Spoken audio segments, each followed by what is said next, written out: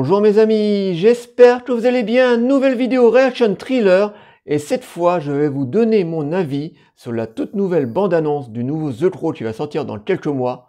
Donc, c'est parti.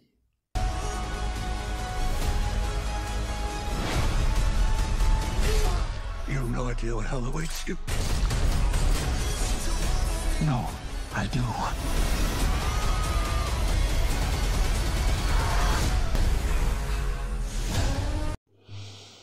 Bon, allez, c'est parti. Encore une vidéo qui va me mettre en colère parce que comme vous tous et la plupart de mes confrères youtubeurs, nous avons tous vu la nouvelle bande-annonce du nouveau The Crow qui vient d'arriver sur internet et la plupart de mes confrères youtubeurs ont déjà fait leur vidéo Reaction Thriller et ils sont tous unanimes, ils disent tous que ça va être de la grosse merde. Et ben moi je me joins à eux et moi aussi je me suis dit c'est pas possible. Qu'est-ce qu'ils nous ont fait là? Cette bande-annonce et ce futur film est une vraie catastrophe. Alors, The Crow est le remake de The Crow de 1994, réalisé par Alex Proyas, avec Brandon Lee dans le rôle titre, une vraie petite merveille. Nous retournons en 1994. Je suis allé le voir avec David et deux potes. À l'époque, on avait vu la bande-annonce on avait plutôt bien vu, mais j'arrivais pas à analyser ce que j'allais voir. Pour moi, devant cette bande-annonce, je tombais sur un film d'action noir, très gothique. Et à l'époque, au milieu des années 90, le mouvement gothique n'était pas encore réellement lancé. On voyait quelquefois des gamins dans la rue habillés tout en noir avec de la peinture assez marquée sur le visage, mais on ne savait pas réellement ce que c'était le gothique. Et quand The Crow est sorti, nous avons pris une vraie petite claque. Voilà, nous sommes retrouvés devant un film dark, gothique, romantique, mais vraiment d'une splendeur incroyable. La réalisation était novatrice, on avait une photographie qui était magnifique, on avait une très belle histoire tragique, shakespearienne, on avait un Brandon Lee complètement habité par son personnage, voilà, qui est malheureusement décédé pendant le tournage de ce film, donc une vraie petite merveille. Et pourtant, le film, quand il est sorti au cinéma, eh ben, il n'a pas fait un énorme carton. C'est par la suite, quand il est sorti en VHS dans les vidéoclubs et à la vente, que là, le bouche-à-oreille a commencé à marcher. Et c'est là que, au fur et à mesure des années, le film a gagné ses galons de chefs-d'œuvre et de films cultes, qui méritent amplement, parce que c'est une vraie petite merveille. Brandon Lee est éternel dans ce rôle, voilà, auparavant, il avait fait des rôles plus ou moins moyens dans des films d'action et grâce à ce rôle, il va rentrer directement dans la légende des acteurs malheureusement décédés, mais dans la légende des acteurs qui ont fait un rôle mais marquant. Voilà, il est tout bonnement extraordinaire dans ce film et tout le reste du casting d'ailleurs est très bon. Donc déjà, la réalisation d'Alex Proyas est tout bonnement incroyable. Voilà, c'est un réalisateur comme ça qui est arrivé un petit peu de nulle part et qui nous a délivré un film magnifiquement beau, que ce soit au terme de sa réalisation, de sa photographie, même de son histoire d'ailleurs qui est tirée du comic de James Hobart, qui était une BD très dark, très gothique, assez difficile d'accès, donc un vrai petit chef-d'œuvre. C'est les torts.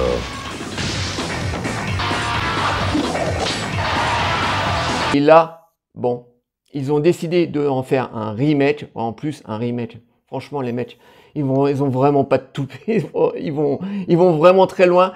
Ils ont décidé de faire un remake du grand film d'Alex Proyas. Donc, encore une fois, ils vont nous rabâcher l'histoire de Eric Draven et du meurtre de sa copine. Donc, au mieux d'aller essayer de raconter une nouvelle histoire avec un nouveau Crow, eh ben non, ils font un remake du film d'Alex Proyas et rien ne va dans cette bande-annonce, mais tout, et ils ont tout revu, mais complètement à l'envers.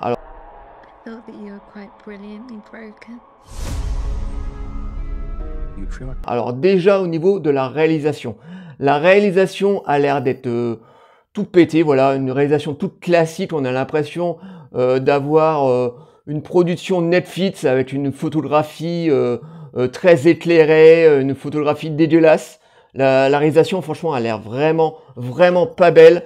La photographie, alors là, au revoir le côté gothique, le côté noir, le côté romantisme, tout ça a été foutu aux chiottes.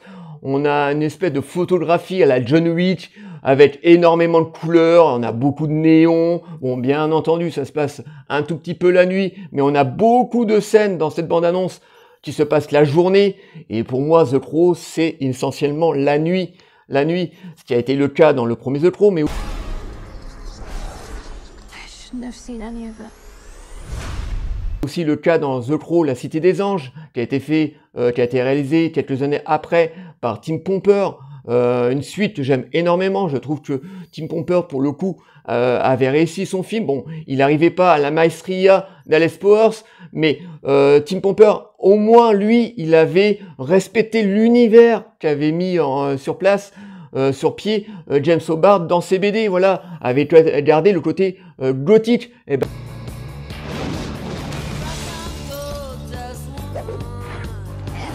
ben, là, dans le nouveau The Crow, dans la bande-annonce du nouveau The Crow du moins, ils ont viré tout le côté gothique, voilà. Donc parce que, pour moi, The Crow, la plupart des films The Crow, en tout cas les deux premiers, hein, pas le 3 et le 4 qui sont des véritables merdes, mais dans les deux premiers The Crow, c'est du gothique. Le Crow, il se balade essentiellement la nuit. On n'a pratiquement jamais...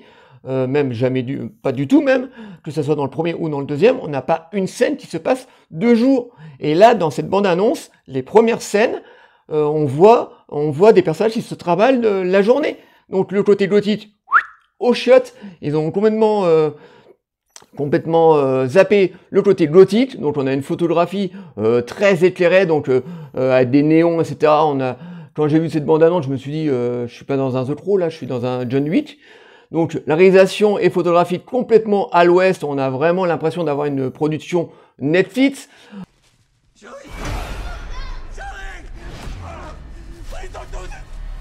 Au niveau de son casting, ça a l'air tout aussi catastrophique.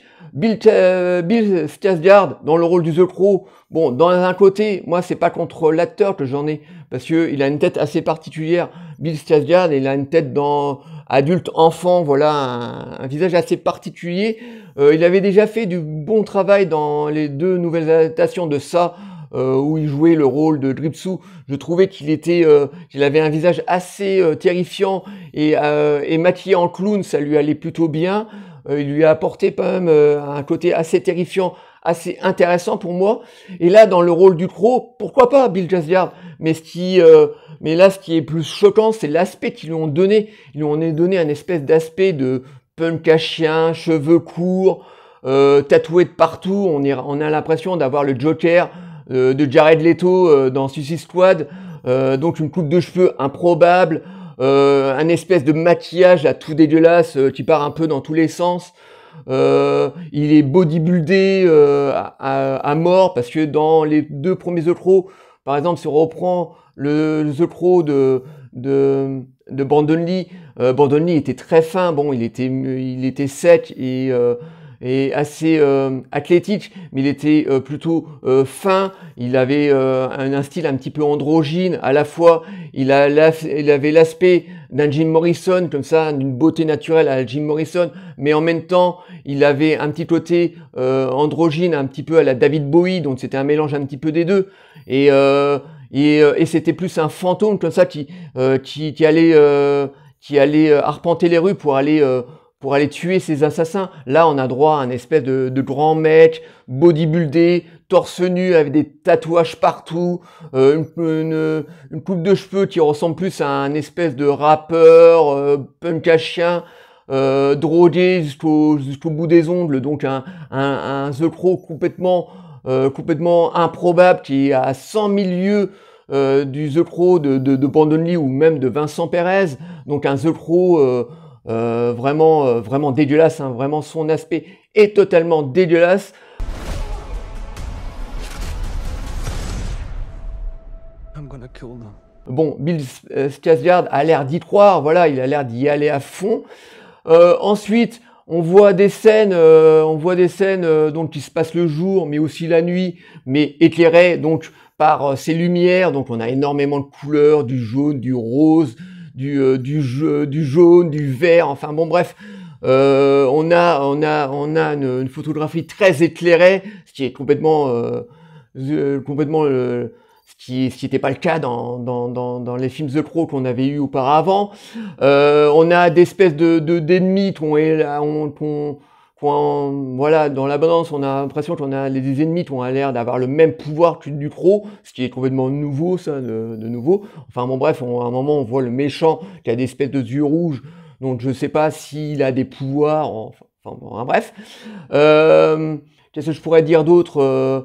On a une grosse scène de fusillade à la fin, et là, cette scène-là m'a fait penser tout de suite, comme la plupart des gens d'ailleurs qui ont vu cette bande-annonce, une espèce de scène où on voit le Crow qui monte un espèce de grand escalier, et là il va se faire flinguer par des mecs à bout portant, et là cette scène m'a fait penser à du John Wick, et là je me suis dit, bon, ok les mecs, on n'est plus dans du The Crow, on est dans du John Wick, et comme John Wick a cartonné ces 6-7 dernières années avec ses suites, les mecs se sont dit, voilà, on va reprendre l'imagerie, ou plutôt l'action des John Wick.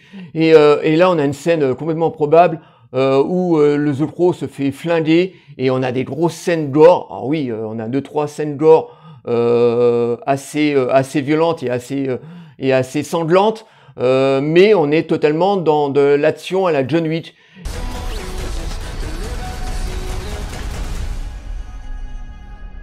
Au niveau des effets spéciaux, on a 2-3 effets spéciaux complètement dégueulasses. À un moment, on a une nuée de corbeaux comme ça qui tournent autour du personnage. Eh ben, on le voit bien que c'est des gros corbeaux en images de synthèse tout dégueulasses. Encore une fois, on va avoir des effets spéciaux pas terminés. Voilà, parce que maintenant, ils se cassent même plus. Maintenant, ils peaufinent même pas les effets spéciaux. Les effets spéciaux qu'on retrouve dans les bandes annonces, eh ben, 3/4 du temps, on les retrouve dans le film. Donc, c'est pas du tout terminé. C'est même pas du tout peaufiné. De toute façon, on n'a rien à carrer. Donc on a des effets spéciaux qui sont tout dégueulasses, parce qu'à un moment il shoot un mec avec un pistolet à pompe à bout portant, tu vois la tête qui explose, et c'est une bonne grosse tête en image de synthèse. Voilà, hein, pourquoi faire du practical si on peut faire des images de synthèse tout dégueulasses. Enfin bon bref, dans tout ce que j'ai vu dans cette bande-annonce qui dure 3 minutes, 3 minutes de bande-annonce, donc ils nous font montrer une bonne partie du film, hein, voilà ce que ça va être, et ben rien ne va. On est à 100 lieues des 2 premiers The Crow qui ont été faits dans les années 90. Donc, moi je le sens, hein, voilà. Et puis vous-même, hein, je pense que vous avez tous vu la bande-annonce de ce nouveau The Crow. Vous-même, je pense que vous êtes certain d'avoir une grosse merde, parce que là, ça part vraiment très mal. Bon. We have a problem. He came for us. Bon, bien entendu, j'irai le voir. Alors, je ne sais pas s'il sort au cinéma ou s'ils vont le balancer sur des plateformes de VOD. Je pense qu'il est destiné pour le cinéma. Je crois qu'il sort au mois de juin. Donc, bien entendu, j'irai le voir, parce que étant fan de la saga, je veux avoir un petit peu la catastrophe que va être ce film. Ça tombe, il va être bien, hein, voilà. Mais si le film est bien, il ne faudra pas voir ça comme du The Crow. Il faudra voir ça comme un film d'action, vaguement à la The Crow. Voilà, c'est comme un... Mais à mon avis, ça va plus se rapprocher d'un John Wick qu'autre chose, voilà, ou d'un Nobody. Mais ça sera certainement pas un The Crow vraiment, parce que rien ne va. Voilà, ils ont viré tout ce qui était l'imagerie, tout ce qui faisait partie de l'univers de The Crow et de la BD de James O'Barr. Ils ont tout foutu aux chiottes.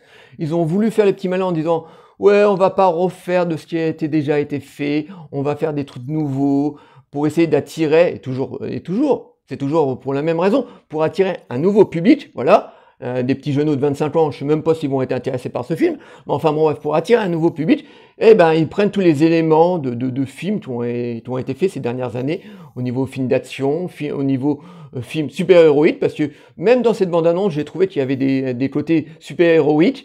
Donc ils ont pris tous les trucs qui ont marché ces 20 dernières années, et puis ils ont mis tout ça dans ce putain de film, parce que je dis déjà putain de film, qui va noircir la super saga The Crow, en tout cas pour les 2 premiers, hein. Je parle pas du 3 et du 4 qui sont des bouses incroyables, mais au moins les 2 premiers, ça va entacher au moins les 2 premiers, qui est ces 2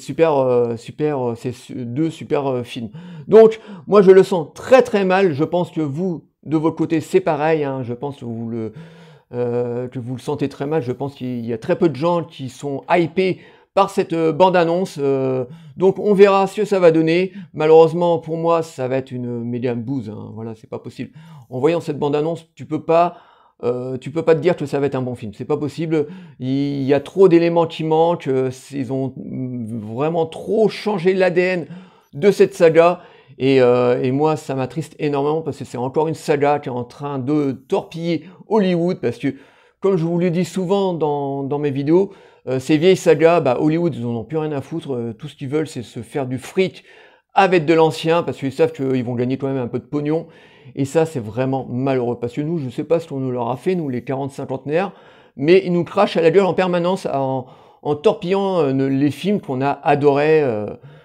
Toutes ces sagas des années 80 ou 90 qu'on a adoré nous crachent à la gueule. Je sais pas si on leur a fait, mais bon, voilà. Tout ça pour attirer un nouveau public qui, eux, sont plus attachés à des films de super-héros ou à des sagas comme Fast and Furious, et c'est pas certainement pas des films comme The Crow qui va les attirer. Alors, il va peut-être marcher le film, mais bon, je doute clairement que ça soit un gros carton. Donc, je prévois une énorme dope, et ça m'attriste énormément. Look at what you've become. You know that love promises only pain. Voilà, j'espère que cette vidéo vous aura plu. Likez, délikez, abonnez-vous. N'hésitez pas surtout à m'envoyer des messages. Voilà, dites-moi ce que vous pensez donc de cette nouvelle bande-annonce, de ce nouveau The Crow qui va sortir là au mois de juin.